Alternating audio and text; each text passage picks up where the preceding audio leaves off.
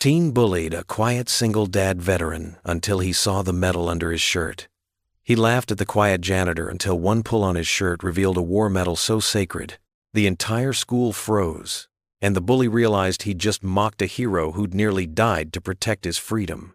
Before we get into the story, comment below where in the world you are watching from today. The morning sun painted golden streaks across Maple Creek's quiet streets. Jake Callahan stood at the kitchen counter, carefully spreading peanut butter on whole wheat bread. His movements were precise and gentle, just like everything else he did. "Maddie, breakfast is ready, sweetie," he called up the stairs, his voice warm but carrying a hint of the weariness that seemed to live permanently in his shoulders. The sound of sock-covered feet padding down the wooden stairs brought a smile to his face. Maddie appeared, her backpack already slung over one shoulder, brown hair pulled back in a slightly messy ponytail. "Morning, Dad," she said, sliding onto her usual chair at the small kitchen table. Her eyes drifted, as they often did, to her mother's photo on the mantel. Emily's smile beamed back at them, frozen in time. Jake placed the sandwich in Maddie's lunchbox, along with an apple and a small bag of carrots. "Did you finish that math homework?" he asked, pouring her a glass of orange juice. "Yep. Mrs. Parker says I'm getting better at fractions." Maddie took a big bite of her breakfast toast. "Dad, why do you always pack the same lunch?" Jake paused, glancing at Emily's photo. "Your mom used to say simple things done with love taste better than fancy things done in a rush." His voice got quieter, the way it always did when he talked about Emily. After breakfast, they climbed into Jake's old blue pickup truck. The engine coughed to life, protesting slightly in the cool morning air. As they drove down Maple Street, neighbors waved from their porches and gardens. Jake returned each greeting with a polite nod, but kept his eyes mostly on the road.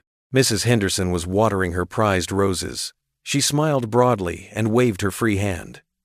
"Good morning, Jake. Good morning, Maddie." "Morning, Mrs. Henderson," Maddie called back cheerfully.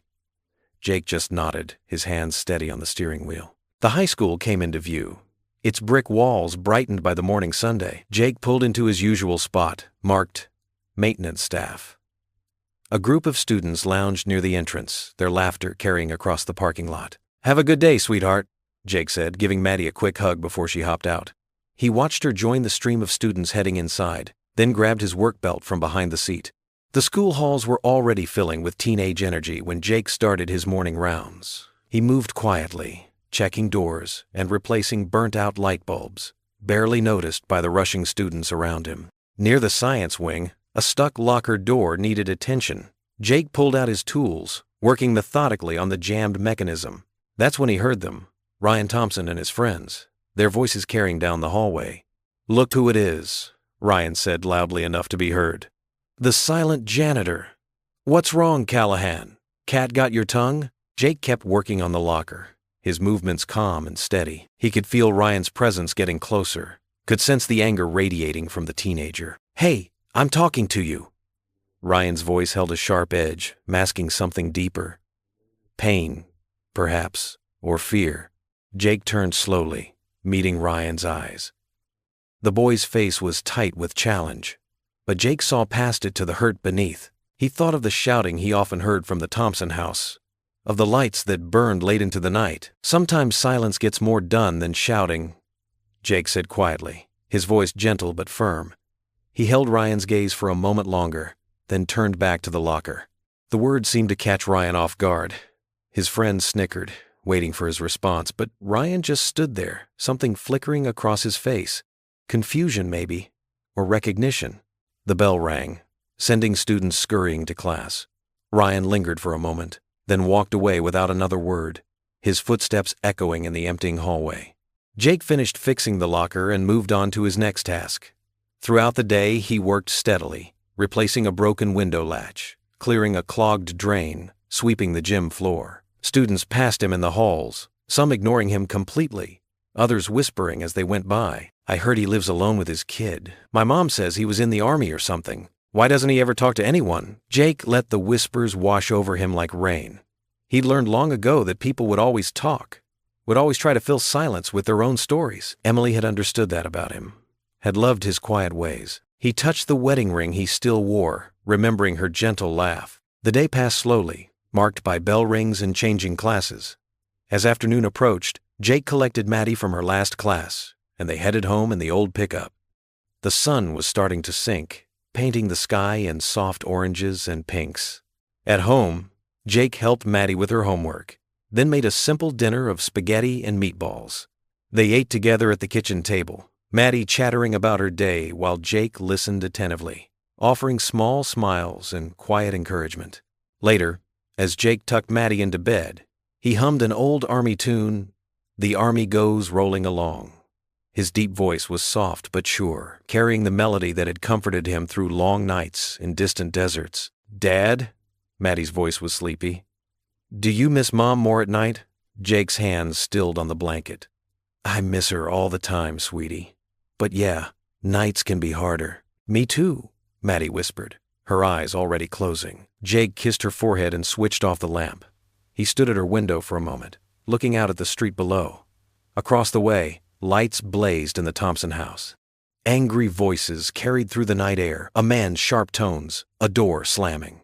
Jake sighed deeply, his shoulders heavy with more than just the day's work. He knew what it was like to carry pain, to let it build walls around your heart. He'd been there himself, after Emily died. Sometimes he thought he was still there. The shouting from the Thompson house grew louder, then suddenly stopped. Jake watched as a shadow passed behind the curtains, wondering about the boy who carried so much anger in his young heart. He stood there for a long moment, the night settling around him like a familiar weight. The next morning, sunlight streamed through Ryan Thompson's bedroom window, but he buried his face deeper into his pillow. His head throbbed from another sleepless night, filled with his parents shouting. Empty bottles had crashed against walls. Doors had slammed. The usual symphony of his home life. His alarm clock showed 8:45 a.m. in angry red numbers. School had started 45 minutes ago. "Ryan!" His father's voice boomed from downstairs, rough with hangover.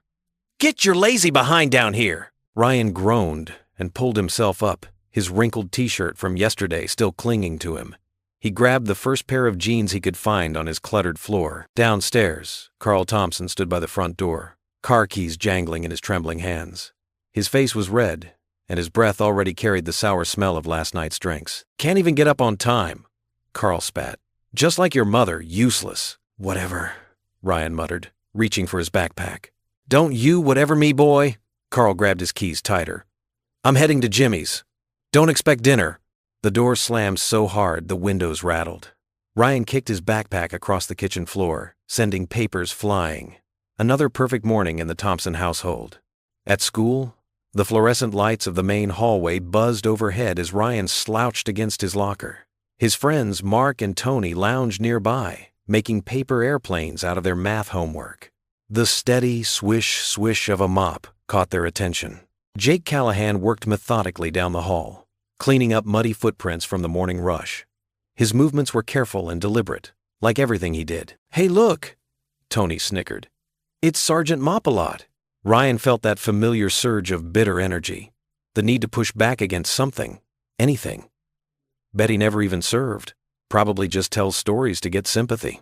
Mark joined in, doing an exaggerated limp down the hall. "Oh no, my war wounds. Better grab my trusty mop for support." The boys' laughter echoed off the lockers. Jake kept mopping, his rhythm never breaking. But then he looked up, his eyes meeting Ryan's directly. There was something in that steady gaze that made Ryan's chest tighten. No anger, no threat, just a calm certainty that seemed to see right through him. Ryan had seen that kind of look before, in his mother's eyes, the day she'd packed her bags and left.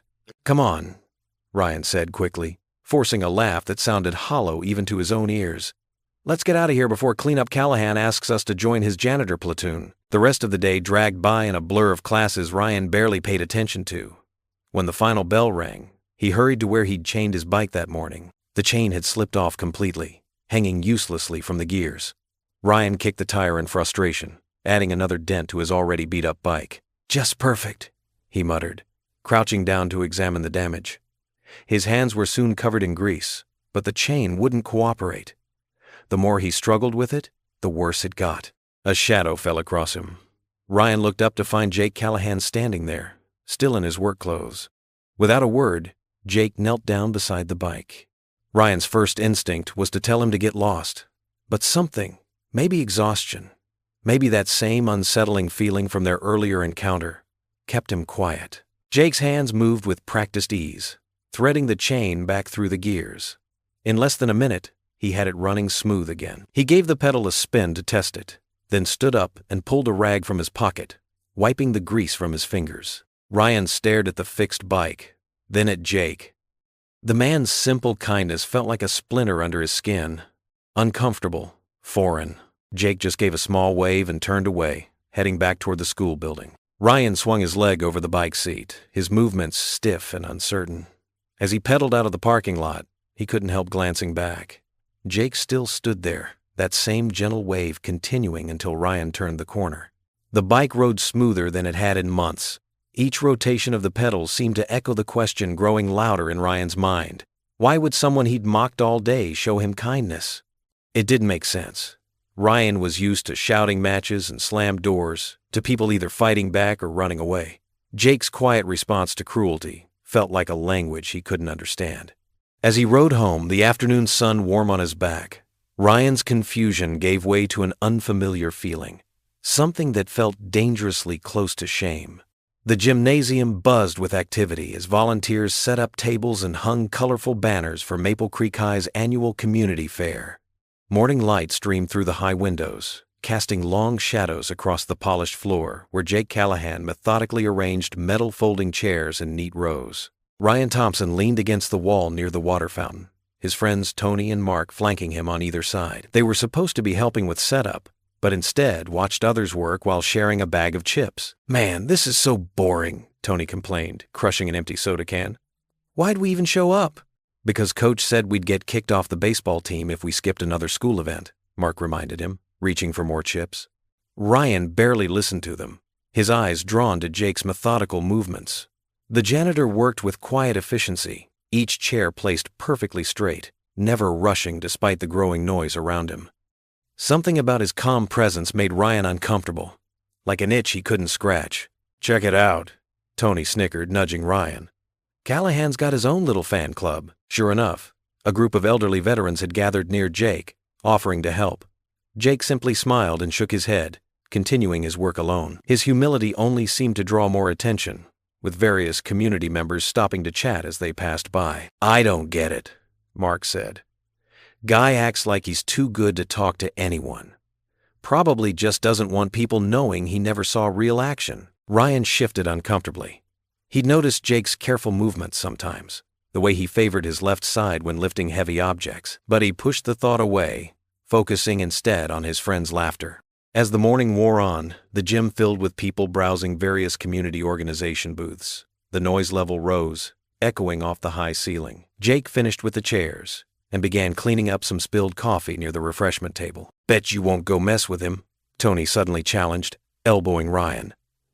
"Come on, tough guy. Show us what you're made of." Ryan hesitated, watching Jake work. The janitor's shoulders were squared, his movements precise. There was something almost military about his bearing that Ryan had never noticed before. "What's wrong?" Mark taunted. "Scared of the cleaning man?" Pride and peer pressure won out over his growing unease. Ryan grabbed a paper cup, filled it with water, and started walking toward Jake.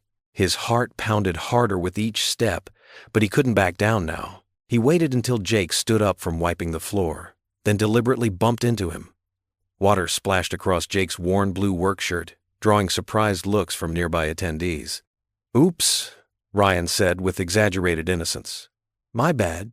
Jake didn't respond, just reached for paper towels to clean up the spill. Something about his calm acceptance made Ryan's face burn with shame and anger.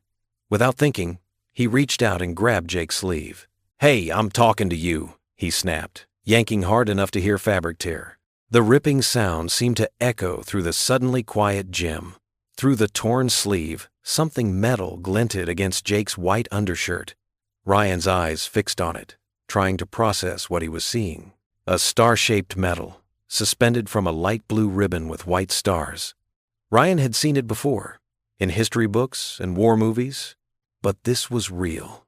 A Medal of Honor, the highest military decoration possible, pinned carefully beneath Jake Callahan's humble janitor's uniform. The silence in the gym grew heavy, as others noticed too. Ryan's friends had stopped laughing. The elderly veterans stood straighter, their faces showing recognition and respect. Even the chattering crowd at nearby booths grew still. Ryan's hand fell away from Jake's torn sleeve.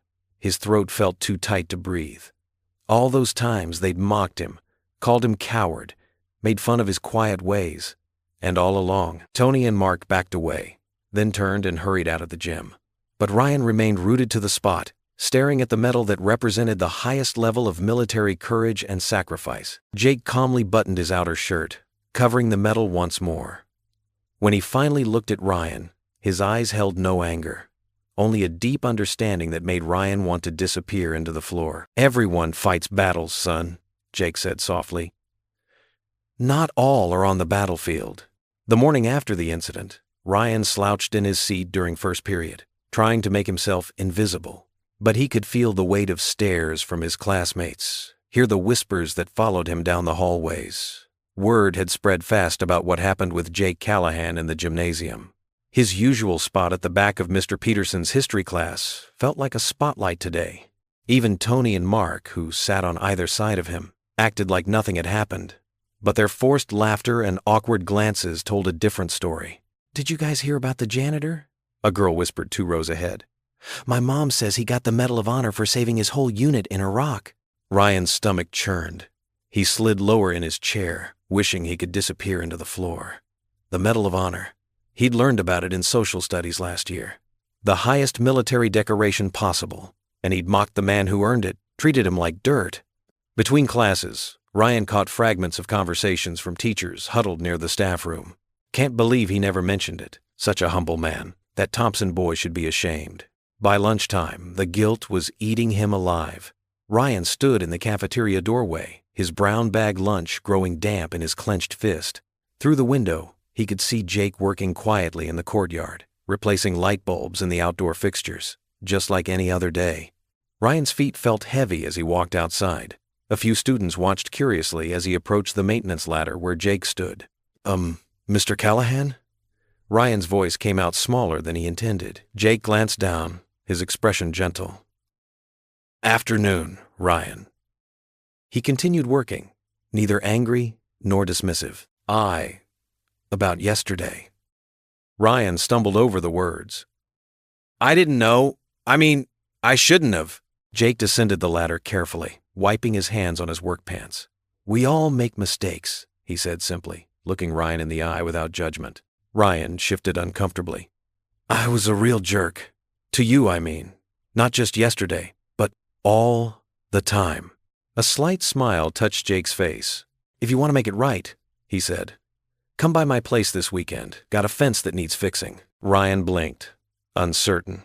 Was this some kind of punishment? But Jake's expression held no malice, only a kind of patient invitation. I'll think about it," Ryan managed. That afternoon, Ryan's father Carl was already 3 beers in when Ryan got home. The TV blared a football game, and empty cans littered the coffee table. "Heard about your little run. In with the janitor hero," Carl sneered, not taking his eyes off the screen. "Fancy medals don't make him special. Probably got it for kissing the right brasses behind." Ryan felt his face grow hot. "It's not like that, Dad. Don't you dare defend him." Carl's voice rose sharply. "I won't have my son hanging around some stuck-up veteran who thinks he's better than everyone else. You stay away from him, you hear me?" "But he asked me to help." "I don't care what he asked." Carl crushed his beer can, aluminum crunching beneath his fingers. "You're not going anywhere near that house. End of discussion." Ryan retreated to his room, slamming the door behind him. He threw himself onto his bed, staring at the water stains on his ceiling. The afternoon sun cast long shadows through his window, and he could see Jake's house across the street. Through the growing darkness, warm light spilled from the Callahan's windows. Ryan watched as Jake and Maddie moved around their kitchen, probably making dinner together.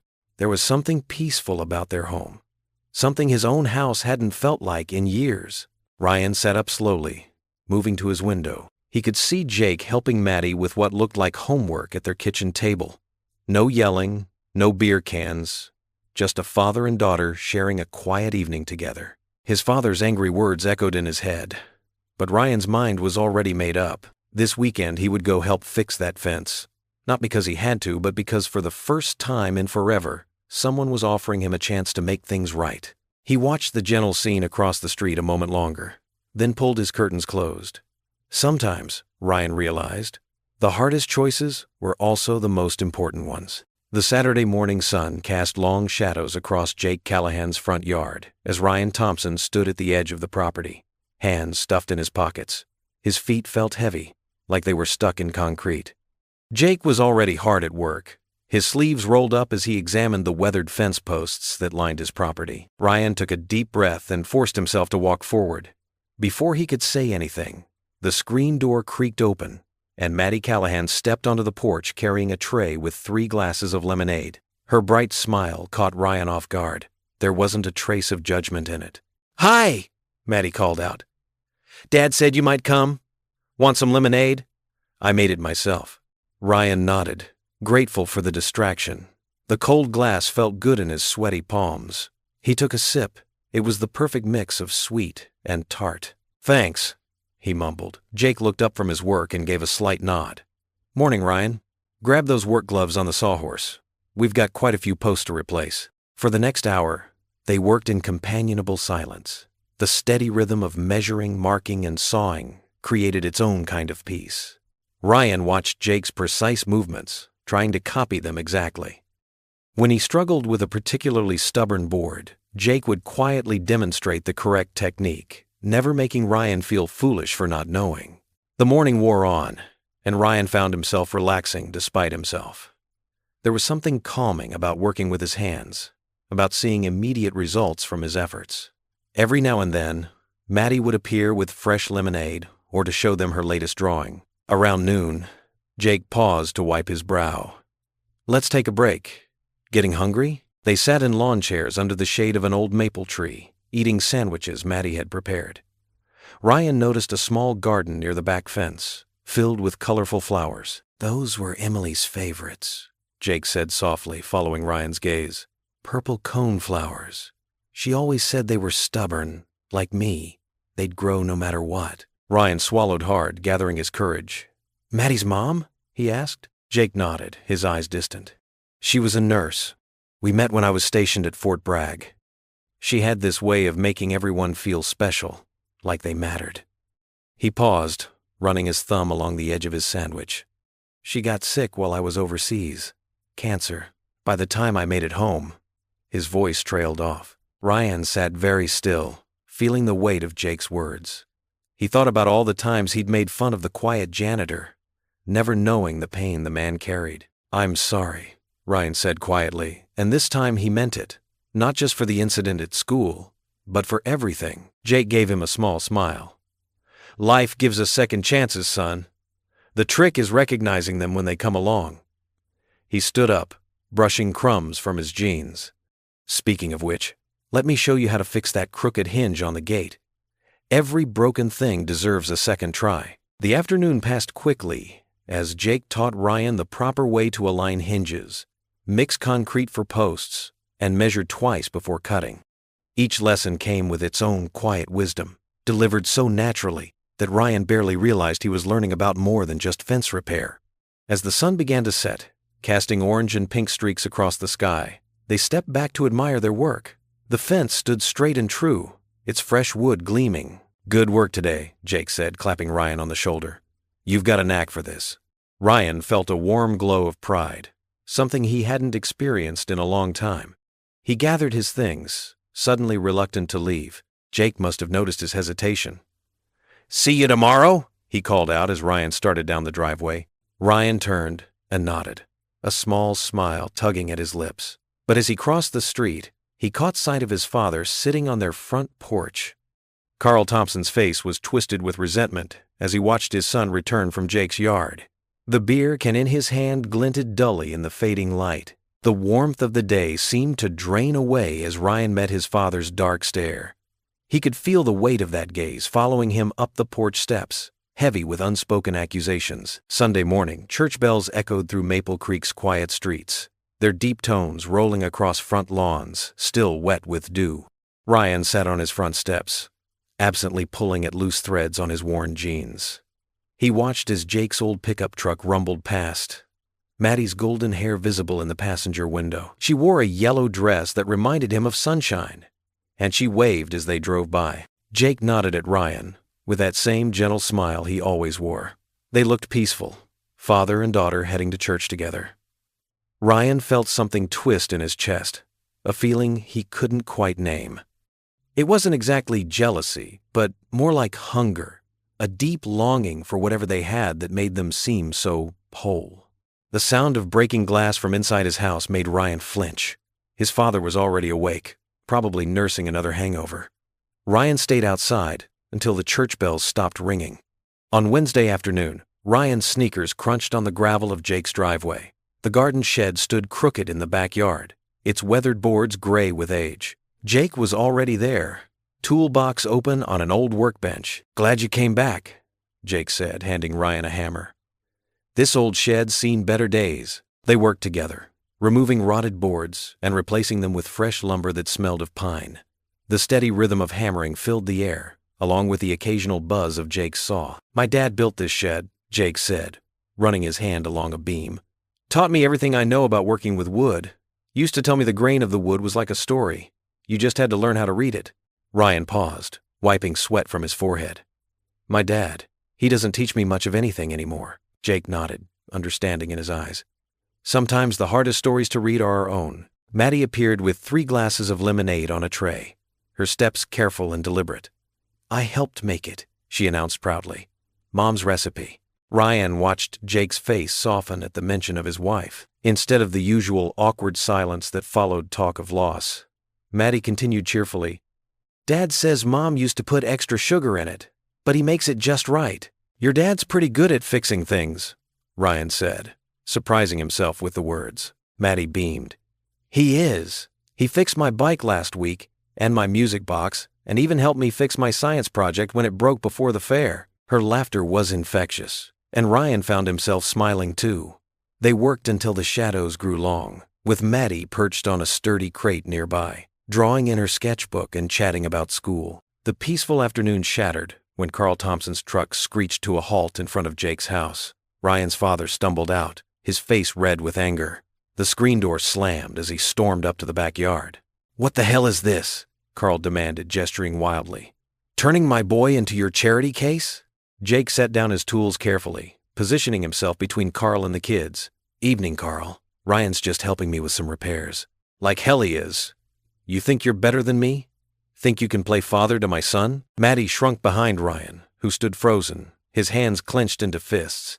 Jake's voice remained steady, though his eyes held steel. "I'm just showing him he's worth something, Carl. That's all any of us need to know sometimes." "Worth something?" Carl spat. "You don't know anything about my family. Keep your medals and your perfect little life to yourself." He jabbed a finger at Ryan. "Get home. Now." Ryan hesitated, looking at Jake. "It's okay, son," Jake said softly. "We'll finish the shed another day." Ryan led Maddie toward the house first, making sure she was safely inside before heading home. Carl stormed off toward their house, leaving Jake standing alone in his backyard. As the sun sank toward the horizon, Jake stood on his front porch, watching the golden light fade to purple. The air had grown cool, carrying the scent of freshly cut wood and approaching autumn. He could see Carl pacing in front of his living room window across the street, could hear the muffled sound of his angry voice. Jake's hands gripped the porch railing, his knuckles white. He knew this simple friendship, this attempt to show kindness to a troubled boy, might come at a price. But as he thought of Ryan's tentative smile, of Maddie's laughter ringing through the yard, he knew some things were worth the cost. The last rays of sunlight caught the wind chimes Emily had hung years ago, making them dance and sing softly in the evening breeze. Jake stood there until the stars began to appear, one by one, in the darkening sky. Monday morning arrived with a chill that made Ryan pull his jacket tighter around his shoulders as he walked through the school's double doors. Something felt different today. Maybe it was the way he held his head higher, or how his steps felt more purposeful after spending the weekend working alongside Jake. His newfound confidence wavered when he heard snickering from behind the lockers. Tommy Martinez, his former best friend, leaned against the metal doors with a smirk. "Hey guys, Look who it is. The janitor's new assistant. A few other students gathered around, their laughter echoing in the hallway. Heard you're spending your weekends building dollhouses now? Another boy called out. What's next, having tea parties? Ryan's face burned. His hands curled into fists inside his jacket pockets. But he kept walking, Jake's calm voice somehow present in his mind. During lunch period, Ryan sat alone, pushing mystery meat around his tray. He spotted Jake across the cafeteria, quietly mopping up a spilled milk carton. Their eyes met briefly, and Jake gave him that steady look that somehow always seemed to say more than words could. After the last bell rang, Ryan lingered in the empty hallway. Jake appeared from the supply closet, carrying a bucket of cleaning supplies. Rough day? Jake asked, setting down his burden. Ryan shrugged, trying to seem casual. Just people talking stupid stuff. Jake nodded, wiping his hands on his work pants. You know, when I first got back from Iraq, people had plenty to say about me, too. Some called me a hero. Others thought I was broken. Neither was true. I was just trying to figure out who I wanted to be. How do you deal with it? Ryan asked, his voice smaller than he intended. Jake's eyes crinkled at the corners. You can't let other people decide who you become. That's your job. He gestured toward the workshop. Speaking of jobs, want to help me with something? Maddie's got this school project, a birdhouse. For the next 2 hours, they worked in comfortable silence, broken only by Jake's occasional instructions about measuring twice and cutting once. The workshop smelled of sawdust and possibility. Ryan found himself relaxing as they fitted the wooden pieces together, creating something from nothing. Maddie's going to love this, Ryan said, holding up the nearly finished birdhouse. The afternoon sun slanted through the workshop windows, casting long shadows across the floor. She's got a big heart, that one, Jake replied, carefully sanding a rough edge. Just like her mother. The peaceful moment shattered when Ryan's phone buzzed. 3 missed calls from his father. His stomach clenched. I should go, he said quickly, gathering his backpack. Jake's expression showed concern, but he didn't pry. We'll finish this tomorrow? Ryan nodded and hurried home, each step feeling heavier than the last. The moment he opened his front door, the smell of alcohol hit him. Carl Thompson sat in his recliner, empty bottles scattered around his feet. Where you been? Carl's words slurred together. Working on a school project, Ryan answered, trying to edge toward his room. With that fraud across the street? Carl stood unsteadily. That man ain't nothing but a show-off with his fancy medal. Probably bought it at a pawn shop. Something snapped inside Ryan. Jake's twice the man you'll ever be! The words hung in the air like smoke. Carl's face darkened. What did you say to me? He lurched forward, grabbing Ryan's shirt collar. That coward's turned you against your own father. He's not a coward, Ryan shouted back. He's kind and decent, and everything you're not. The slap came fast and hard, catching Ryan across the cheek. He stumbled backward, knocking over a lamp. It shattered on the floor. Get out, Carl roared. If you love that hero so much, go live with him. Ryan didn't need to be told twice. He ran out into the night, tears burning his eyes. The spring air had turned cold, but he barely felt it. His feet carried him across the street to Jake's house, where he collapsed on the porch steps. Hours passed. Ryan huddled there, watching his breath make clouds in the darkness. Around 3 a.m, he heard heavy footsteps and shouting from his house. His father leaving for another bar, no doubt. As dawn broke over Maple Creek, painting the sky in soft pinks and oranges, Jake's front door opened. Ryan turned, his neck stiff from sleeping against the porch railing. Jake stood there in his work clothes, looking at Ryan with understanding in his eyes. Coffee's on the stove, was all he said, holding the door open wide. Jake opened his front door just as the sun was beginning to peek over the horizon, casting long shadows across his well-kept porch. There stood Ryan, shoulders slumped, dark circles under his eyes telling the story of a sleepless night. Come on in, son, Jake said softly, stepping aside. The warm aroma of fresh coffee and pancakes drifted from the kitchen. Ryan hesitated at the threshold, his shoes suddenly fascinating. I don't want to be a bother.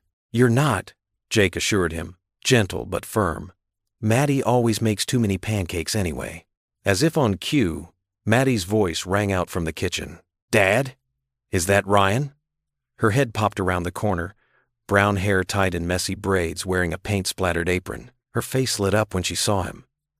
I made blueberry ones. They're your favorite, right? Ryan blinked, surprised she'd remembered his offhand comment from days ago. Yeah, they are. The kitchen was warm and bright, nothing like the cold silence of his own house. Maddie had already set 3 plates at the small round table, complete with matching cloth napkins folded into triangles. A vase of fresh wildflowers sat in the center, probably Maddie's doing. Sit, Maddie insisted, pulling out a chair. She proudly placed a stack of slightly lopsided pancakes on his plate. I'm getting better at making them round, she declared. Jake poured coffee for himself and Ryan, then orange juice for Maddie. They ate together, passing syrup and butter, talking about small things.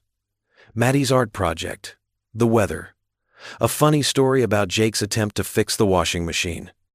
Ryan found himself relaxing, even laughing at Maddie's jokes. This was what breakfast should feel like. After cleaning up, Jake grabbed his truck keys. Got some errands to run? Want to come along? They spent the morning helping Mrs. Peterson, an elderly neighbor, with her yard work. Ryan watched as Jake showed him how to properly edge a lawn, explaining the importance of taking pride in even the simplest tasks. Everything we do matters, Jake said, wiping sweat from his forehead, even if nobody's watching. They moved on to Mr. Garcia's house, fixing his rickety porch steps. While they worked, Jake spoke quietly about his time in the service, not the dramatic war stories Ryan had expected, but tales of friendship, sacrifice, and finding strength in fear. You know what scared me most over there? Jake asked, measuring a board. Ryan shook his head. Not being worthy of my men's trust. Fear's natural, Ryan. It's what you do with it that counts.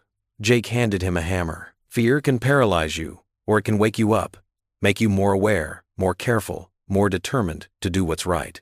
As they drove to the hardware store, Ryan found himself opening up about his own fears, disappointing everyone, ending up like his father, never being good enough.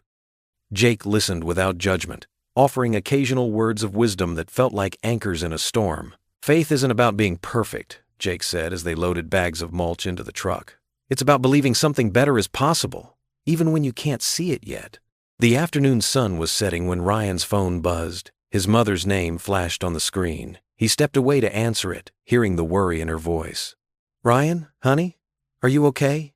Your father. He's been drinking again. I'm so sorry. I should be there, but... Her voice cracked. I'm fine, Mom, Ryan said, throat tight. I'm with Jake. Mr. Callahan. A pause.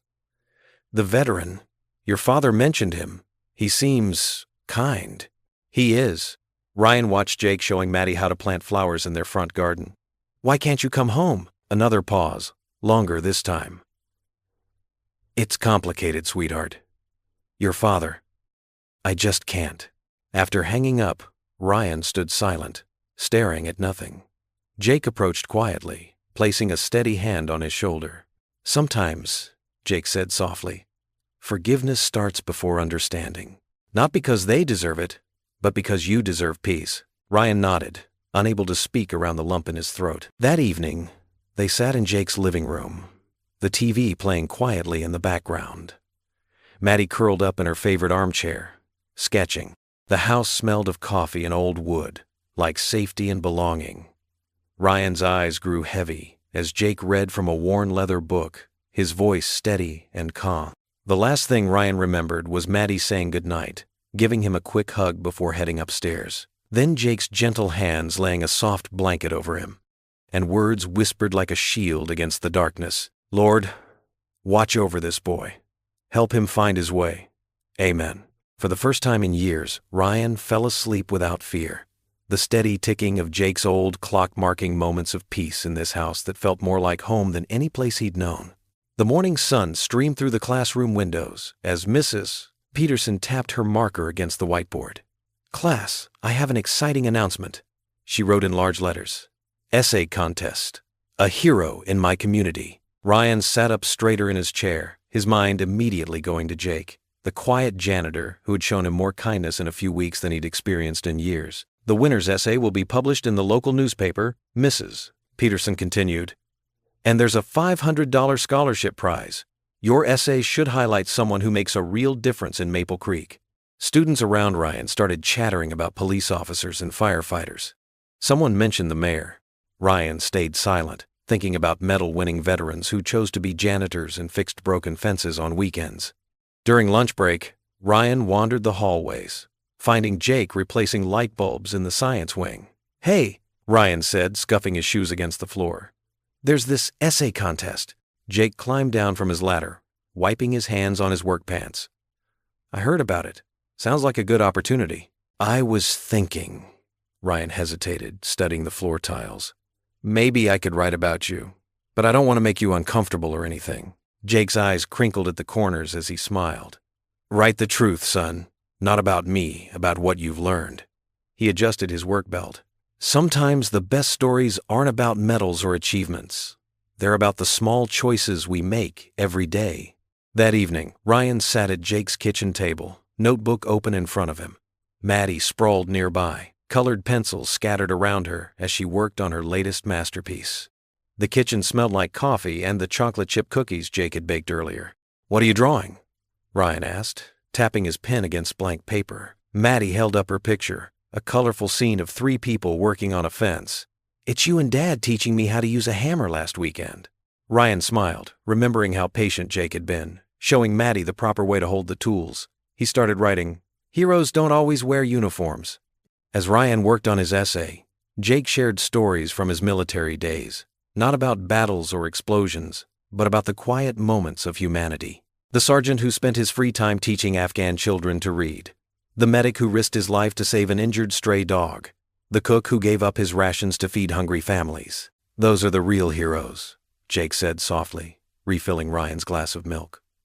"The ones who choose kindness when it would be easier not to." Over the next few days, Ryan returned each evening to work on his essay. Sometimes they worked in comfortable silence, Jake reviewing Maddie's homework, Maddie drawing, Ryan writing. Other times, they talked about courage and what it really meant. "I used to think being brave meant not being scared," Ryan admitted one night, erasing a sentence for the 3rd time. Jake looked up from the bills he was sorting. "Courage isn't about not being scared. It's about doing what's right even when you are scared." Ryan nodded, writing that down. His essay took shape slowly, not just about Jake's medal or his service, but about the man who fixed broken things, including people without asking for credit or praise. On the final evening before the essay was due, Ryan sat back and read through his work one last time. He'd titled it, "The Man Who Taught Me Courage." It wasn't just about Jake's past heroics. It was about everyday bravery showing up, staying kind, choosing forgiveness over anger. Maddie had fallen asleep on the couch, her latest drawing clutched in her hand. Jake carried her upstairs to bed, humming softly, as he always did. When Jake returned, Ryan carefully placed his essay on the kitchen table. Would you read it? Tonight? I'll pick it up before school tomorrow." Jake nodded, understanding the trust being placed in his hands. "I'd be honored." Ryan walked home under the stars, feeling lighter than he had in years. Through his bedroom window, he could see the warm glow of Jake's kitchen light, where the quiet hero of Maple Creek would read a teenager's words of gratitude and transformation. The school gymnasium buzzed with excitement as students, teachers, and parents filled the wooden bleachers. Morning light streamed through the high windows, casting long rectangles across the polished floor. Principal Harris stood at the podium, shuffling papers with a knowing smile. "And now the moment we've all been waiting for," he announced, his voice echoing off the walls. "The winner of this year's Community Hero Essay Contest." Ryan sat in the front row, his hands clasped tightly in his lap. He hadn't told Jake about entering the contest, hadn't wanted to make a big deal of it, but now, with Jake sitting quietly in the back row wearing his usual janitor's uniform, Ryan's heart pounded against his ribs. "The winning essay," Principal Harris continued, "touched all our hearts with its honesty and depth. Please welcome to the stage, Ryan Thompson." The applause started slowly, then built. Ryan stood on shaky legs and made his way to the podium. His essay paper trembled in his hands as he unfolded it. Taking a deep breath, he began to read. "The Man Who Taught Me Courage," Ryan's voice quavered slightly. "In Maple Creek, heroes don't wear capes or fly through the sky. Sometimes they wear work clothes and carry mops. Sometimes they speak through silence and teach through kindness." Ryan's voice grew stronger as he continued. "Jake Callahan taught me that medals don't make the man, actions do. Every day, he chooses forgiveness over anger, patience over judgment. He showed me that true courage isn't about fighting battles, but about facing each day with hope and faith. In the back row, Jake ducked his head, but couldn't hide the tears that slid down his cheeks. Maddie, sitting beside him, squeezed his hand. "I used to mock him," Ryan admitted, his voice thick with emotion. "I thought being tough meant being cruel. But Mr. Callahan showed me real strength through gentleness. He fixed my bike when I didn't deserve help. He taught me to repair fences when I only knew how to break things. Most importantly, he showed me that everyone deserves a second chance." The gymnasium had grown perfectly still. Even the usual shuffling of feet had ceased. "Some people see a quiet janitor," Ryan continued. "I see a man who survived war but chose peace. A father who lost his wife but still teaches his daughter to love. A veteran who wears his Medal of Honor under his shirt because he knows true honor isn't about display. It's about serving others without expecting praise." Principal Harris stood at attention, offering a crisp salute toward Jake. Other veterans in the audience followed suit. Jake's face reddened, but he sat straighter, accepting their respect with quiet dignity. "Mr. Callahan taught me that courage comes in many forms." Ryan's voice grew stronger. "It's in the way he hums old Army songs while mopping floors. It's in how he helps students with broken lockers and broken spirits. It's in his daily choice to face life with faith instead of bitterness." Ryan looked directly at Jake now, no longer needing his paper. "Thank you, sir, for showing me that heroes don't need to shout to be heard. Thank you for proving that the greatest battles are won through kindness. Most of all, thank you for believing in me when I didn't believe in myself." The applause erupted like thunder. Students and teachers rose to their feet. Principal Harris wiped his eyes before shaking Ryan's hand and presenting him with the contest certificate. Later, as people filed out of the gymnasium, Maddie ran up to Ryan and wrapped him in a tight hug. "You made my dad smile again," she whispered, her own eyes shining. "Really smile, like in the pictures with Mom." Jake approached them slowly, still looking somewhat embarrassed by all the attention, but his eyes held a warmth that made Ryan stand taller. "That was quite something, son," Jake said softly, placing a hand on Ryan's shoulder. "I meant every word, sir," Ryan replied. That evening, as the sun painted the sky in soft oranges and pinks, Jake sat on his front porch watching Ryan and Maddie chase fireflies in the yard. Their laughter floated on the gentle spring breeze, a sound of pure joy and innocent freedom. Maddie's pigtails bounced as she darted after the glowing insects, her jar held high. Ryan showed her how to cup her hands gently around each firefly, treating the tiny creatures with the same care Jake had shown him. Jake leaned back in his wooden rocking chair, overwhelmed by the simple beauty of the moment. His heart felt full in a way it hadn't since Emily passed. "Thank you, Lord," he whispered, watching the scene before him with grateful eyes. The evening air was sweet with the scent of blooming jasmine. Somewhere in the distance, a church bell chimed softly. The moment felt peaceful, almost sacred, as if God himself had painted this scene of healing and hope. Maddie's delighted squeal rang out as she caught another firefly, and Ryan's deeper laugh joined hers. Jake watched them, these two young souls who had brought such unexpected joy to his quiet life, and felt pure gratitude wash over him in the growing dusk. The autumn air carried a crisp chill as people gathered in Maple Creek's town square for the Veterans Day ceremony. American flags lined the sidewalks, fluttering gently in the morning breeze. Metal folding chairs filled quickly with townspeople dressed in their Sunday best, all eyes fixed on the simple wooden podium. Ryan sat in the front row next to Maddie, who wore a blue dress with white ribbons in her hair. She clutched a small bouquet of paper poppies she'd made specially for the occasion. Ryan noticed her hands trembling slightly with excitement. This was the first time her father had agreed to speak publicly. "You okay?" Ryan whispered, giving her a gentle nudge. Maddie nodded, her eyes bright. "Dad practiced his speech all week. He doesn't like talking in front of people, but he said sometimes we have to do hard things for good reasons." Mayor Wilson stepped up to introduce Jake, listing his military accomplishments. Ryan watched as Jake shifted uncomfortably in his chair, the same quiet humility present even now. When Jake finally stood and walked to the podium, his steps were measured and steady, just like everything else about him. "Thank you all for coming today," Jake began, his voice soft but clear. He wore his old Army dress uniform, medals glinting in the morning Sunday. "When they asked me to speak about sacrifice and community, I thought about saying no." He paused, a small smile touching his lips. "But then I remembered something my commanding officer once told me. That true courage often comes in small moments, in choosing to show up for others." Ryan leaned forward in his chair, hanging on every word. He'd never heard Jake speak so openly before. Maddie beamed with pride beside him. "Community isn't just about living in the same town," Jake continued. "It's about carrying each other's burdens, about seeing past our differences to recognize the humanity in."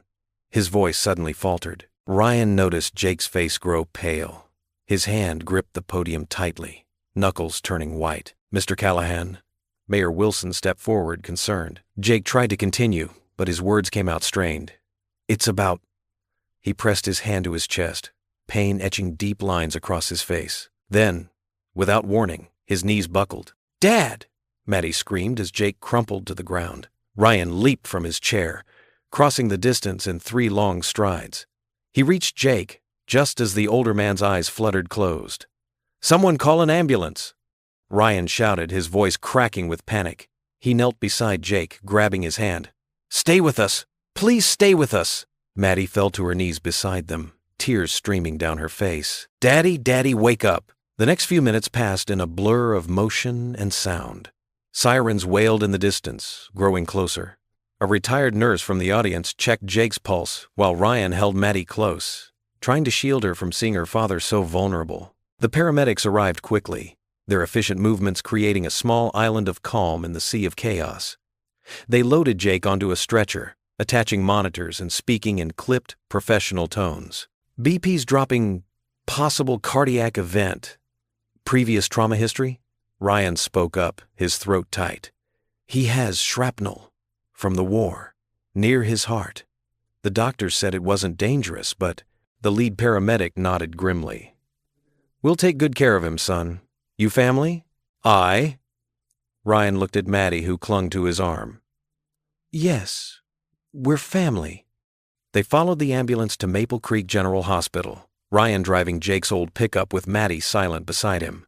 In the emergency room, they waited while doctors rushed Jake into surgery.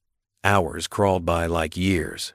Finally, Dr. Stevens emerged, looking tired but composed. "The shrapnel shifted," she explained gently. "It's been there for years, but sometimes these things can move unexpectedly. We need to operate to remove it, but it's a delicate procedure. We're transferring him to Central Regional for specialized cardiac surgery." Maddie's small voice quavered. "Is my dad going to die?" The doctor knelt to her level. "We're going to do everything we can to help him, sweetheart. Your dad is very strong." As evening fell, Ryan sat alone on Jake's front porch, the wooden steps creaking beneath him. The unfinished birdhouse they'd been working on lay in his hands, its edges rough and incomplete. A star peeked through the gathering clouds above, but Ryan barely noticed through his tears. "This is my fault," he whispered to the empty yard. "If I hadn't written that essay, if I hadn't made him speak today." His fingers traced the half-finished perch they'd carved together just days ago. "I should have left him alone. Everyone I care about gets hurt." The birdhouse felt heavy in his hands, a symbol of everything unfinished, everything that could be lost. Ryan remembered Jake's patient instructions, showing him how to measure twice, cut once. How to sand the edges smooth so the birds wouldn't catch their wings. How to build something meant to shelter others. A car passed by, its headlights sweeping across the porch, catching the tears on Ryan's cheeks. He didn't bother wiping them away. Somewhere in the distance, a church bell tolled, marking the hour.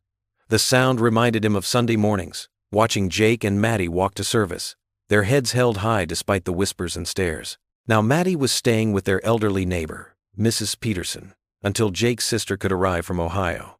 The house behind Ryan stood dark and silent, as if holding its breath. He clutched the birdhouse tighter, feeling splinters press into his palms. The night air grew colder, but Ryan couldn't bring himself to leave. This porch had become his sanctuary over the past weeks, a place where he'd learned about strength and grace, about second chances and quiet courage. Now it felt like a testament to everything he stood to lose. "I'm sorry," he whispered again to the empty chair where Jake usually Saturday. "I'm so sorry." The stars continued their slow dance across the sky, indifferent to the pain below. Ryan sat motionless, holding the broken pieces of wood and hope, while shadows lengthened around him, and his tears fell silently in the dark. The fluorescent lights of Mercy General Hospital cast harsh shadows across the sterile corridors. Ryan slumped in an uncomfortable plastic chair outside Jake's room, his school backpack at his feet. He'd been coming here every day after school for the past week, splitting his time between sitting with Jake and keeping Maddie company at Mrs. Peterson's house down the street. The steady beep of heart monitors filtered through the closed door. Ryan glanced at his watch. 4:30 p.m. He'd learned the nurses' schedules by now, knew when they'd come to check vitals or adjust medications. Jake lay inside, peaceful but unnaturally still, tubes and wires connecting him to various machines. "He's stable," the doctors kept saying. But stable wasn't enough. Stable wasn't Jake teaching him how to fix a broken fence post or sharing quiet wisdom over morning coffee. Ryan pulled out his math homework, attempting to focus on equations instead of worry. The scratch of his pencil filled the quiet hallway. A nurse passed by, offering a sympathetic smile he'd grown used to seeing. Heavy footsteps echoed down the corridor. Ryan looked up to see his father approaching, face flushed with anger and something else, probably alcohol. Carl Thompson's work boots left muddy tracks on the clean hospital floor. "So this is where you've been hiding," Carl spat, looming over Ryan. "Hanging around this place like some lost puppy." Ryan's jaw tightened. "I'm not hiding. I'm being here for my friend." "Friend?" Carl laughed harshly. "That washed-up soldier? What's he ever done for you except fill your head with nonsense?" "He's taught me more about being a man than you ever have," Ryan said, standing up slowly. His hands trembled, but his voice remained steady. "He's shown me what real strength looks like." Carl's face darkened. "Real strength? You mean hiding behind a janitor's mop and some medal he probably got for running away?" "Jake saved his entire unit." Ryan's voice rose despite his effort to stay calm. "He ran into enemy fire to pull his men to safety. He's a hero, but not just because of that. He's a hero because he shows up every day, takes care of his daughter, helps people who don't deserve it." Ryan's throat tightened. "People like me." "Listen to yourself," Carl sneered, defending him like he's some kind of saint. "Where was your precious hero when your mother left? Where was he when we were struggling to pay bills?" "That's not his fault," Ryan shouted, surprising himself with his volume. "None of that is his fault. You're the one who drove Mom away. You're the one who can't keep a job because you'd rather drink than work." The slap came fast and hard, catching Ryan across the cheek. The sound echoed in the quiet hallway. A nurse at the station looked up sharply, reaching for the phone. Ryan touched his stinging face, staring at his father. In that moment, something broke free inside him. Not just anger, but liberation. "You know what, Dad? I'm done. I'm done with your drinking, your excuses, your hatred of anyone who's better than you. You ungrateful little." Carl raised his hand again. "Go ahead," Ryan said quietly, straightening his spine like Jake had taught him. "Show everyone exactly who you are." Carl's hand wavered, then dropped. Security guards were already approaching from both ends of the hall. "I'm leaving," Ryan said, picking up his backpack. "Don't bother looking for me." He walked away as the guards escorted his father out, Carl's angry shouts fading behind him. Ryan's feet carried him automatically to the hospital chapel on the first floor. He'd passed it many times, but never gone in. The small room was empty, lit only by electric candles and the last rays of sunset through stained glass windows. Ryan sank into a wooden pew, his legs finally giving out, the quiet wrapped around him like a blanket. "I don't know how to do this," he whispered to the empty chapel. "I've never really prayed before." He clasped his hands awkwardly, then unclasped them, then clasped them again. "But Jake believes in it, so God, if you're listening." Tears spilled down his cheeks. "Please don't take him. Maddie needs her dad. And I need him too. He's the only person who ever saw something good in me." Ryan remembered Jake's words from weeks ago, spoken while they worked on the garden shed. "Courage isn't about medals, son. It's about doing what's right when everything feels wrong. It's about getting up one more time, then you fall." "I get it now," Ryan said softly to the chapel's silence. "I understand what you were trying to teach me, Jake. About strength and faith and love, I guess." He wiped his eyes with his sleeve. "I'm trying to be brave, like you showed me. But I need you to wake up. Please wake up." The chapel grew darker as the sun set completely. Ryan stayed in the pew, his prayer continuing silently in his heart. Through the window, He could see the first stars appearing in the purple sky. As dawn began to creep over the horizon, painting the stained glass in soft pastels, Ryan made a quiet vow. His voice was hoarse but determined. If he wakes up, I'll make sure his daughter never has to worry. The promise hung in the sacred silence of the chapel, witnessed by the rising sun and whatever angels might be listening. The evening sun cast long shadows across Jake Callahan's front lawn as Ryan Thompson carried his duffel bag up the familiar porch steps. Mrs. Peterson, their next-door neighbor, had suggested he stay at Jake's house to look after Maddie. "That child needs stability right now," she'd said, pressing the spare key into his hand. Maddie sat on the porch swing, her legs dangling, clutching the worn teddy bear Jake had given her last Christmas. She looked up as Ryan approached, her eyes tired but hopeful. "Are you really staying with us?" "Yeah, kiddo, if that's okay with you." Ryan set his bag down carefully. Maddie nodded, scooting over to make room on the swing. "Dad would want you here." Inside, the house felt different without Jake's steady presence.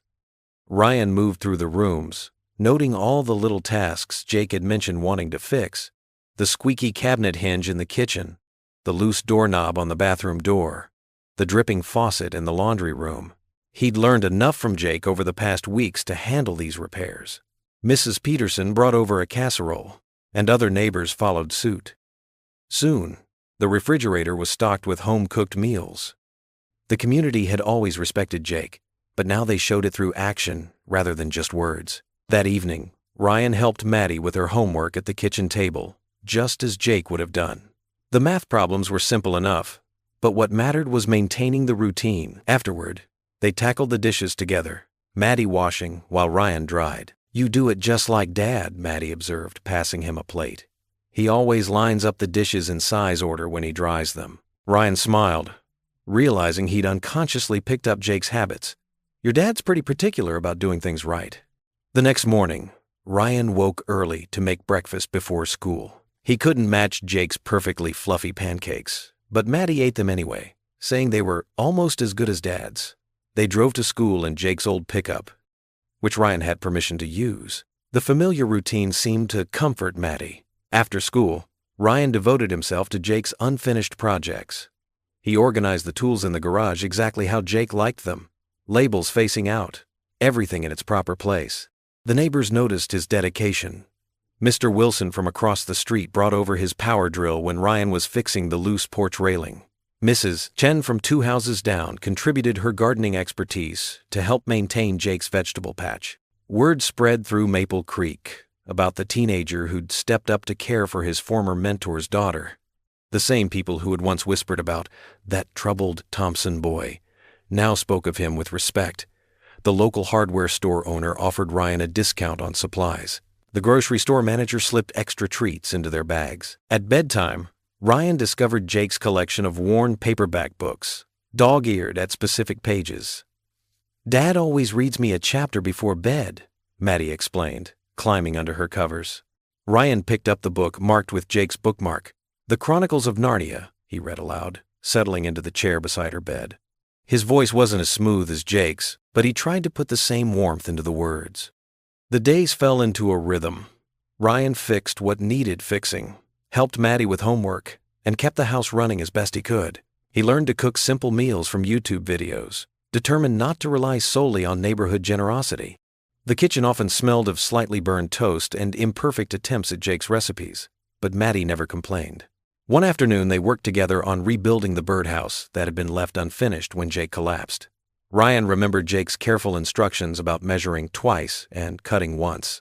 Maddie painted it in bright colors, adding little flowers just like the ones in her father's garden. "Dad will love it," she said confidently, putting the final touches on a yellow daisy. That night, after Maddie was asleep, Ryan drove to the hospital. The halls were quiet except for the soft squeak of nurses' shoes on linoleum. Jake's room was dim, lit only by the glow of monitoring equipment. Ryan placed the finished birdhouse on the bedside table, positioning it so Jake would see it when he woke up. "We finished it, sir," he whispered, straightening the tiny roof one last time. The painted flowers seemed to glow in the darkness, a small beacon of hope in the sterile hospital room. The birdhouse stood as a symbol of everything Jake had taught him: patience, care, and the importance of finishing what you start. More than that, It represented the promise Ryan had made to himself, to be the kind of person Jake believed he could be. The morning light filtered through Jake's kitchen window as Ryan sat at the worn wooden table, surrounded by stacks of paper. His hands moved quickly, writing down ideas and making lists. Maddie watched from across the table, her small fingers wrapped around a mug of hot chocolate. "We need to help Dad," she said softly. "The hospital bills are in that drawer, and they're really big." Ryan nodded, his jaw set with determination. He'd seen the unopened envelopes, each one stamped with urgent payment notices. The sight had made his stomach twist. Jake Callahan, who'd given so much to everyone else, now needed help himself. "We're going to do something about it," Ryan said, pushing back his chair. He grabbed his backpack and started filling it with the flyers he'd stayed up all night designing. They weren't fancy, just simple papers with Jake's photo and the words "Help Our Local Hero" printed in bold letters. The next few days became a blur of activity. Ryan walked until his feet ached, posting flyers on every telephone pole and storefront in Maple Creek. He visited 3 churches on Sunday morning, standing awkwardly in his cleanest shirt as he explained Jake's situation to the congregations. "Mr. Callahan never asked for recognition," Ryan told the parishioners at First Baptist. His voice shook at first, but grew stronger as he spoke. "He just quietly helped everyone who needed it. Now he needs us." The response surprised him. People didn't just nod politely, they acted. Mrs. Wilson from the diner offered to cater the fundraiser for free. Mr. Roberts, who owned the hardware store, donated supplies for the stage setup. Even Ryan's English teacher, Miss Patterson, volunteered to handle the publicity. At school, classmates who had once mocked Jake now approached Ryan with offers to help. The same kids who'd laughed at Coward Callahan were now organizing bake sales and car washes. The irony wasn't lost on Ryan, but he welcomed every helping hand. The veterans' response touched him the most. They came from neighboring towns, some walking with canes or sitting in wheelchairs, all wearing their service pins proudly. They shared stories about similar acts of kindness Jake had shown them over the years, fixing their cars for free, building wheelchair ramps, listening when nightmares kept them awake. "That man's worth his weight in gold," said old Mr. Martinez, a Vietnam veteran who drove 2 hours to help. "Never wanted credit for anything he did." The mayor offered the town square for the fundraiser, and on a crisp Saturday morning, Ryan watched in amazement as the community transformed the space. American flags fluttered between the trees. Tables groaned under home-cooked dishes. A donation box filled steadily with checks and cash. Maddie stuck close to Ryan's side, her eyes wide at the crowd. "Look how many people came," she whispered, squeezing his hand. "Dad would be embarrassed by all this attention." Ryan smiled, knowing she was right. Jake would have tried to stop them if he knew. But sometimes, Ryan had learned, you had to let others show their love, even if it made you uncomfortable. When it came time for Ryan to speak, his heart hammered against his ribs. He climbed the simple wooden stage, facing what seemed like half the town. The paper in his pocket held a carefully written speech, but as he looked at the faces before him, neighbors, teachers, veterans, friends, different words came to his heart. "A few months ago," he began, his voice carrying across the hushed crowd, "I thought I knew what a hero looked like. I thought it was all about medals and uniforms and battlefield glory." He paused, swallowing hard. "Then I met Jake Callahan. He taught me that sometimes heroes don't wear uniforms anymore. They wear kindness. They show up every day, doing the right thing when nobody's watching. They fix broken fences and broken spirits. They see the good in people who don't see it in themselves." The crowd grew still, hanging on every word. Ryan saw tears in several eyes, including Maddie's. Mr. Callahan never wanted attention or praise. He just wanted to make the world a little better, one person at a time.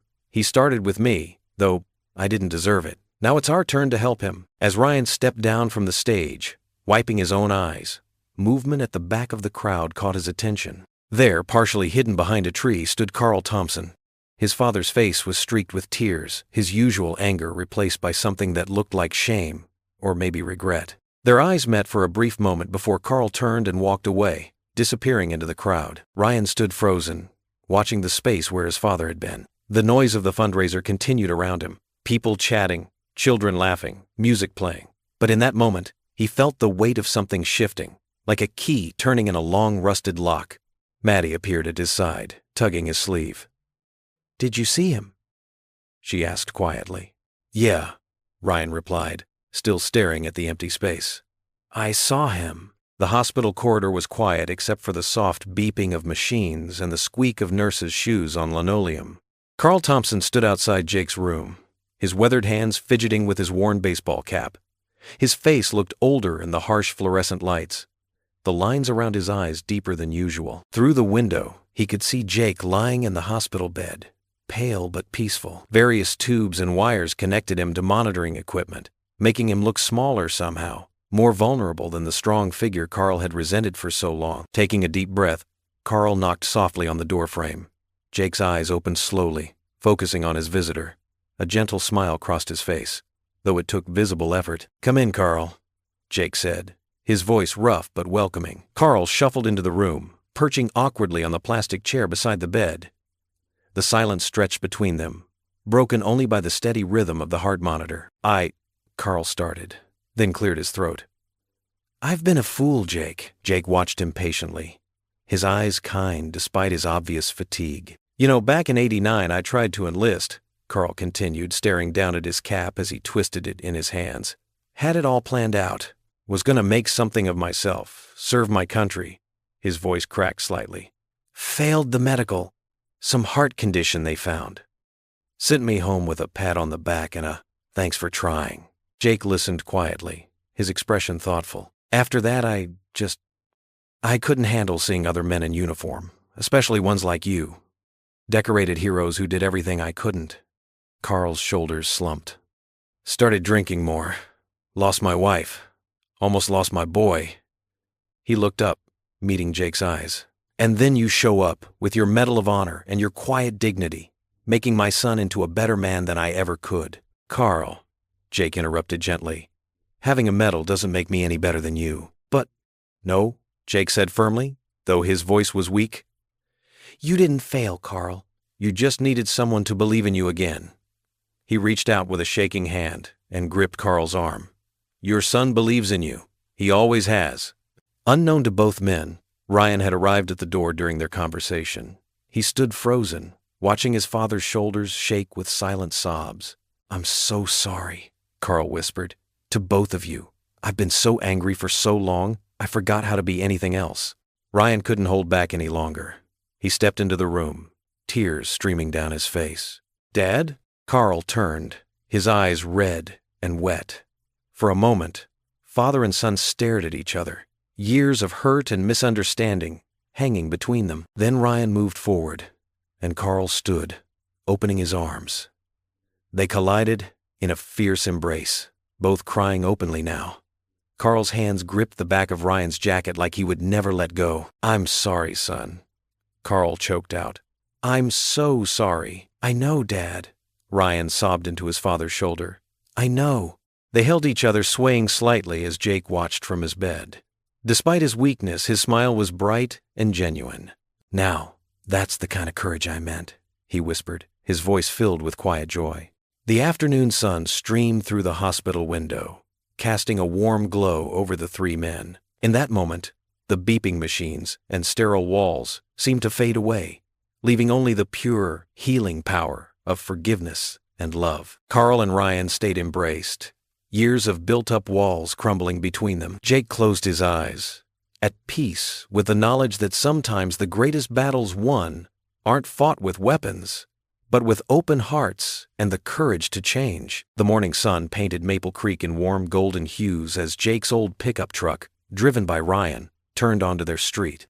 Jake sat in the passenger seat, looking thinner but with color returning to his cheeks. Maddie bounced excitedly in the back seat, barely able to contain her joy at finally having her father home. As they rounded the corner, Jake's eyes widened. His modest house had been transformed. American flags of all sizes lined the driveway, fluttering gently in the spring breeze. Colorful banners stretched between trees proclaimed, "Welcome home, Jake," and "Our hero." His front porch, which had needed a fresh coat of paint for years, now gleamed crisp white against the morning light. "What in the world?" Jake whispered, his voice thick with emotion. Ryan grinned as he pulled into the driveway. "Just wait until you see your truck, sir," Parked proudly in front of the garage was Jake's old work truck, but it barely resembled the rusted vehicle he remembered. The dents had been smoothed out, the paint refreshed to a deep navy blue that sparkled in the sunlight. Chrome trim gleamed like new, and even the cracked windshield had been replaced. The auto shop students did that, Ryan explained, helping Jake out of the car. They worked on it every day after school. People began emerging from behind cars and neighboring houses. The entire community seemed to have gathered, teachers from the school, veterans Jake knew from support groups, neighbors he'd helped over the years, and even some of Ryan's former friends who used to mock him. Maddie couldn't wait any longer. She ran to her father and threw her arms around his waist, careful not to squeeze too tight. "Welcome home, Daddy." Jake hugged her close, then reached out to include Ryan in their embrace. The teenager hesitated for just a moment before stepping in, and Jake held them both tightly as tears slipped down his cheeks. "Thank you," he managed to say, though the words felt inadequate. The crowd burst into applause and cheers. Jake noticed handmade cards and notes tucked between the flags, messages of gratitude and support from what looked like every person in town. Someone had planted fresh flowers in the garden beds, their bright colors matching the festive atmosphere. Mrs. Peterson, his elderly neighbor, stepped forward with a plate of her famous chocolate chip cookies. "These are still your favorite, aren't they, Jake?" she asked with a warm smile. "Yes, ma'am," Jake replied, accepting the plate with a grateful nod. "Nothing better than your cookies." People began approaching one by one, each sharing stories of how Jake had touched their lives. The school principal spoke of Jake's quiet dignity in the face of mockery. A fellow veteran recalled how Jake had sat with him through a particularly rough night. Even the local mechanic admitted that Jake's example had inspired him to start offering discounted repairs for elderly customers. Ryan's mother appeared from the crowd, Carl standing supportively beside her. She handed Jake a thick envelope filled with get-well cards from students. "The kids miss you at school," she said softly. "They've been asking when you'll be back." Jake smiled, remembering his simple job that had somehow become so much more. "Soon," he promised, "though I might need some help at first." "I can help," Ryan volunteered quickly. "I mean, if you want me to," Jake squeezed the boy's shoulder. "I'd like that very much, son." The afternoon passed in a blur of well wishes and shared memories. Someone had set up tables in the backyard, loaded with potluck dishes from every household in the neighborhood.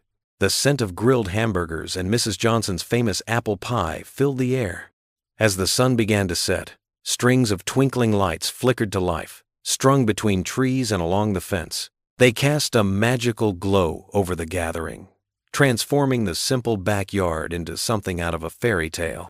Jake sat at the head of the longest table, Maddie on one side and Ryan on the other. The teenager had barely left his side all day, hovering protectively as if afraid Jake might disappear again. Carl and his wife joined them, the past tensions melting away under the warm lights and shared meal. Laughter rang out across the yard as stories were shared and memories made. Children chased fireflies while their parents chatted, and older veterans swapped tales with Jake about their service days. The sound of genuine joy echoed through Maple Creek, a testament to the healing power of community and forgiveness. Maddie leaned against her father's shoulder, her eyes bright with happiness. "I love you, Dad," she whispered. Jake kissed the top of her head, then looked around at the gathering, at Ryan's proud smile, at Carl's peaceful expression, at the hundreds of twinkling lights reflecting the stars above. His heart felt full to bursting with gratitude and love. The evening air carried the sweet scent of spring flowers and home-cooked food. Dishes were passed around the table, filled with comfort foods made with care and affection. The clinking of utensils mixed with easy conversation and occasional bursts of laughter, creating a symphony of contentment that seemed to embrace them all.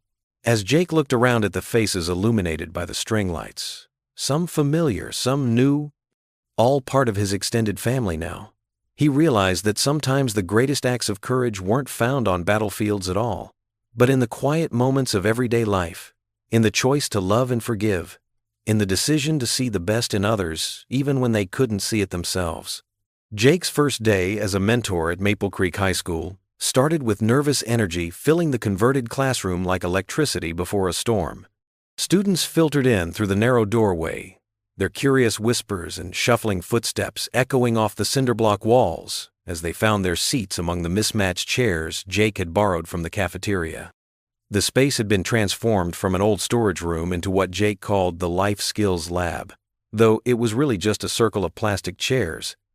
A few motivational posters Maddie had helped him create with her careful 12-year-old handwriting, and a small American flag she'd insisted on placing in the corner. The smell of fresh paint still lingered in the air from the weekend Jake and Ryan had spent repairing water damage and covering the worst of the graffiti. Sunlight streamed through the single window, casting long rectangles of gold across the worn linoleum floor where boxes of forgotten textbooks had once gathered dust. Ryan stood near the doorway, greeting students with a confidence that would have been unimaginable just months ago.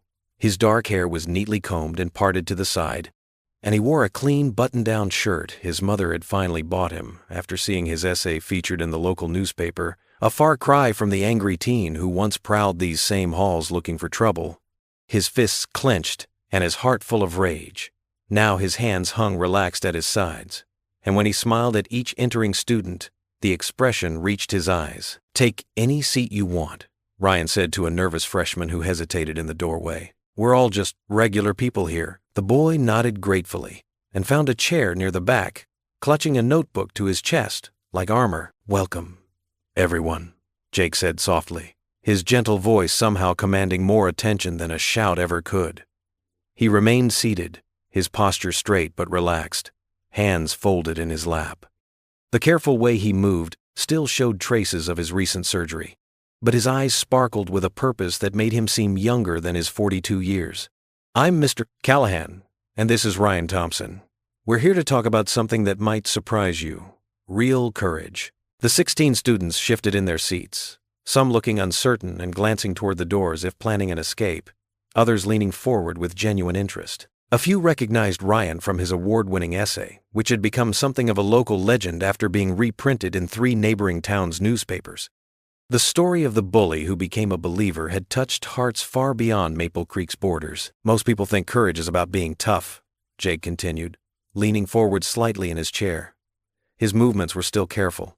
Recovery from his heart surgery wasn't complete, and the doctors had warned him about overexertion, but his voice carried the quiet strength that had earned him respect from everyone who knew him. "But I learned something different in war, and Ryan here taught me even more about it right here in Maple Creek, in moments that had nothing to do with medals or battles." Ryan stepped forward, his hands tucked casually in his pockets. The Bronze Star pendant Jake had given him earlier that morning caught the light beneath his shirt collar, a glint of metal that reminded him of his purpose. "I used to think being brave meant not showing weakness," he admitted, his voice steady and clear. "I thought it meant making other people afraid of you, making sure they knew you could hurt them if you wanted to. I was wrong about a lot of things back then. Real courage? It's about showing up for others when it's hard. It's about choosing kindness when you'd rather be angry, when anger feels safer and easier." Over the next hour, Jake and Ryan took turns sharing stories that painted pictures more vivid than any textbook. Jake talked about young soldiers who risked their lives not for glory or recognition, but to protect Iraqi civilians caught in crossfire, kids not much older than the students in this room, who could have stayed safe in their bunkers but chose to run toward danger when others needed help. Ryan spoke about learning to stand up to bullies, including the biggest bully of all, the one he'd seen in the mirror every morning for years. His voice grew stronger as he talked about the day everything changed, when he'd seen that Medal of Honor pinned beneath Jake's torn shirt and realized that true strength looked nothing like what he'd imagined. "Remember Tommy Martinez?" Ryan asked the class, his eyes finding the quiet boy in the second row who still struggled with his stutter. "I used to make fun of the way he talked. Made him feel small just so I could feel big. Now he's one of my best friends, and we study together every Tuesday at the library." That conversation, the one where I apologized and asked if we could start over, took more courage than any fight I've ever been in. Admitting I was wrong and asking for forgiveness from someone I'd hurt, that felt like jumping off a cliff. Tommy's face flushed, but he smiled and nodded, his own small act of courage in a room full of watching eyes. The students leaned forward, captivated by stories that felt real and raw and honest. This wasn't the usual lecture about being good citizens or following rules. This was real life, with all its sharp edges and difficult choices, from people they knew, people who walked the same halls and breathed the same small-town air. Jake shared a story about a young soldier in Iraq who spent his precious free time teaching local children to read English. Specialist Morrison could have rested during his downtime, Jake said, his voice carrying the weight of memory. Could have written letters home, played cards, tried to forget where he was for a few hours. But instead, he chose to reach out, to build bridges instead of walls. He said those kids reminded him why we were there, not to fight, but to protect the possibility of something better. That's the kind of courage that changes the world, one person at a time. During a brief break, as students stretched and whispered among themselves, one girl raised her hand tentatively. Sarah Chen, Jake recognized, a quiet sophomore who rarely spoke in class but always listened with intense focus. "Mr. Callahan," she said, her voice barely above a whisper, "is it true you have a Medal of Honor?" The room fell silent, all eyes turning to Jake. He smiled gently, the expression softening the lines around his eyes that spoke of sleepless nights and difficult memories. "I do, Sarah, but the medal that matters most to me isn't the one I got in war."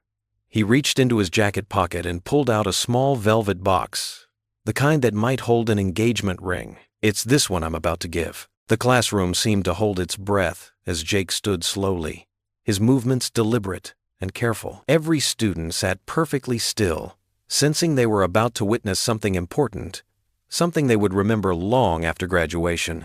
Jake turned to Ryan, and the love in his eyes, the pride of a father for a son, even though no blood connected them, made several students blink back unexpected tears. "Son," Jake said, his voice thick with emotion that he didn't try to hide, "you've shown more courage in these past months than many soldiers I've known. You chose to change when change was the hardest thing in the world. You chose to care when caring made you vulnerable. You chose to help others even when it cost you everything you thought mattered, your reputation, your old friends, your armor against the world." Jake opened the box with trembling fingers, revealing a simple bronze star pendant on a thin chain. It wasn't fancy or official, just a small symbol that somehow meant everything. The metal was warm from being close to Jake's heart, and tiny engravings around the edges caught the morning light. "This isn't a military medal," Jake explained, his voice growing stronger as he spoke words he practiced in his bathroom mirror that morning, wanting to get them right. "It's something better. It's a reminder that the greatest battles we fight are the ones inside ourselves, against fear, against hate, against the voice that tells us we're not good enough to change. And you, Ryan Thompson, have won that battle with more honor than any soldier I've ever served beside." Ryan's hands trembled as Jake placed the chain around his neck, the weight of it settling against his chest like a promise. The pendant caught the morning light streaming through the window, sending warm reflections across the classroom walls like tiny stars dancing in the converted storage room that had become a sanctuary. "You gave me back my faith in people," Ryan said softly, his fingers touching the star with reverence. His voice was barely above a whisper, but in the absolute quiet of the room, everyone heard him clearly. Tears he didn't try to hide ran down his cheeks, and he didn't care who saw them. Jake's own eyes misted as he replied, "And you gave me back my purpose, son. You reminded me that the war isn't over. It just looks different now. It's fought in classrooms and living rooms and grocery store parking lots, one choice at a time." The bell rang in the hallway, signaling the end of first period, but nobody moved. They all sat there, witnesses to something rare and precious. The moment when guidance became grace, when teaching became truth, when two broken people showed a room full of teenagers that healing was possible. Then, as if a dam had burst, students began sharing their own stories about standing up for younger siblings against playground bullies, about helping elderly neighbors carry groceries when their backs ached, about finding the strength to be kind to the weird kid in math class when it would have been easier to join in the mockery. The Life Skills Lab had become more than a classroom. It had become a sanctuary where courage could be redefined and hearts could be renewed. As the session continued past the bell, with students choosing to skip their next class to stay and listen, Jake and Ryan moved among the chairs like shepherds among their flock. They listened to whispered confessions and tentative hopes, offering encouragement with gentle words and understanding nods. The bronze star gleamed at Ryan's throat, catching the light each time he leaned forward to hear a student's story, not as a symbol of past glory, but as a promise of future good. It wasn't about war anymore. It was about peace, about the quiet courage of daily kindness, about the strength it takes to help others heal. In that converted classroom, surrounded by hopeful faces and hearts cracked open by honesty, something new was beginning. The medals of war had given way to the markers of peace, and two unlikely teachers, the quiet veteran who'd found his voice and the reformed rebel who'd found his heart, were showing a new generation that the greatest acts of courage often happen in the smallest moments of grace. The morning light continued to stream through the single window, warming the circle of mismatched chairs where stories of transformation were being shared like sacred gifts. Jake watched his students with quiet pride, seeing in each face the same potential for change he'd witnessed in Ryan, the same spark of goodness that just needed someone to believe in it. The Bronze Star caught the light again and again, a small reminder that sometimes the greatest victories aren't won on distant battlefields, but in the daily choice to be better than we were yesterday, to love when it's easier to hate, to hope when despair seems more reasonable. And in that moment, as laughter mixed with tears and stories of courage filled the air like incense, Jake knew that Emily would have been proud. This was the legacy she would have wanted, not monuments or recognition, but hearts opened and lives changed, one student at a time. The spring morning dawned crisp and clear over Maple Creek High School. Dew sparkled on the fresh grass, and birds called from the old oak trees that lined the parking lot. Jake Callahan and Ryan Thompson stood together at the base of the flagpole, their shadows long in the early light. Students began gathering quietly around them, drawn by the solemn atmosphere.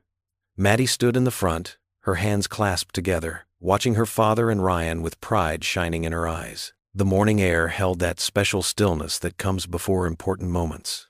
Jake ran his hand along the smooth metal of the pole, the same one he'd spent countless hours maintaining as a janitor. His fingers traced the spots where he and Ryan had repaired rust spots and replaced old hardware. Every mark told a story of their journey together. "Remember the first time you saw me working here?" Jake asked softly, glancing at Ryan with a gentle smile. Ryan nodded, his face flushing slightly at the memory. "I was such a different person then," he said, adjusting the bronze star that still hung around his neck. "I thought being tough meant being cruel." Jake reached for the flag, carefully unfolding it with practiced reverence. The morning breeze caught the edges, making the fabric ripple like waves. He handed one corner to Ryan, and together they began the familiar ritual of preparing to raise it. Students watched in respectful silence as the two men worked in perfect synchronization. Gone was the awkwardness of their early days. Now they moved with the easy grace of father and son, each anticipating the other's movements. More people gathered around the flagpole, teachers pausing on their way into the building, parents dropping off their children, even a few veterans who regularly volunteered at the school. The crowd formed a natural circle around Jake and Ryan, drawn to the quiet dignity of the moment. Jake's movements were stronger now. His surgery recovery behind him, the scar on his chest was hidden beneath his shirt, but the lessons it had taught them all remained visible in other ways, in Ryan's straight shoulders, in Maddie's confident smile, in the way the community had learned to see beneath the surface of things. As they prepared to raise the flag, Jake paused. The morning sun caught his face, highlighting the silver in his hair and the wisdom in his eyes. He turned to Ryan, his voice carrying clearly in the hushed morning air. "A man's strength isn't in what he's done," Jake said, his words measured and meaningful, "but in who he lifts up." The word settled over the gathered crowd like a blessing. Ryan's hands tightened on the flag, understanding flowing between them. This wasn't just about raising a piece of cloth. It was about everything they'd learned together, everything they'd become. Together, they began to raise the flag. The pulley system creaked softly as Old Glory climbed toward the morning sky. Everyone watched as the flag caught the breeze and unfurled, its colors bright against the pale blue horizon. Maddie stepped forward and started the Pledge of Allegiance, her clear voice carrying across the schoolyard. Others joined in, the familiar words taking on new meaning in the context of all that had happened in their small town. As the flag reached the top of the pole, Ryan looked around at the gathered faces, his former bullying victims now friends, teachers who had once despaired of him now proud, his own father standing at the back of the crowd with clear eyes and a steady stance. The bronze star felt warm against his chest, a constant reminder of transformation. The flag snapped crisply in the morning breeze, and Jake secured the line with practiced ease. He stepped back, standing shoulder to shoulder with Ryan, both of them gazing upward at the symbol they had raised together. Ryan's voice carried across the quiet schoolyard, reflection deep in his tone. Sometimes heroes don't teach us how to fight, they teach us how to forgive. The sun rose higher behind them, painting the sky in shades of gold and promise. Its light caught the medal on Ryan's chest and the quiet pride in Jake's eyes, illuminating father and son, mentor and student, standing together beneath the flag they had raised, not just a piece of cloth, but a testament to the power of grace, forgiveness, and the quiet courage of everyday heroes. The gathered crowd remained silent, bearing witness to this moment of completion. The flag waved gently above them all, a reminder that the greatest victories are often won in the quiet moments of choosing kindness over anger, understanding over judgment, and love over fear. Light spilled across the schoolyard, marking the beginning of a new day. Jake and Ryan stood steady in its warmth, their shadows merging on the ground behind them, the veteran and the boy who had learned to be a man, united under the same sky of grace and hope. What would you do if you were in their place? Comment your answer below, and let's see how you'd rewrite the ending. If you enjoyed the story of Jake Callahan, I handpicked the next story that you will enjoy. Please don't miss this one. Click here to watch it.